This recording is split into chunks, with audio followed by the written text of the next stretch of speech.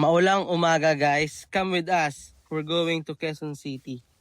So, ang goal natin is makahanap ng pyesa para sa ating Mercedes-Benz. So, nag-travel talaga ako kahit maulan guys. So, ingat-ingat lang. May mga nakausap na din ako ng mga seller na pupuntahan ko ngayong araw.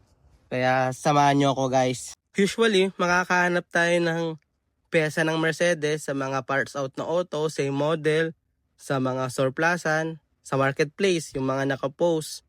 So, tiyagalan talaga. So guys, ang first stop natin is sa C3 Caloocan kay Boss Nico. Nakabili ako sa kanya ng blue carpet, blue mattings. Kasi yung sa akin, hindi buo, kulang. At saka 3 piraso na motor window kung naalala nyo, need ko yan. Then, second stop, sa Pasig naman ito. Nakarating pa ako dito guys para lang sa Mercedes na to, para sa pyesa. At ito naman yung bahay niya na maraming pyesa na parang bahay.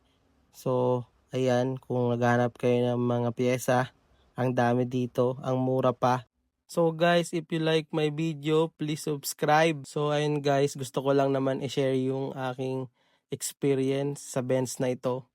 Kaya i-follow nyo na ako sa mga social media accounts. So, I have an emblem now, guys, 300D. And then, I have a air filter for my engine. And then, I have a front brake pads. Then, I have also a fuel filter and another fuel filter. So, dalawa ang fuel filter ng 603 engine, guys.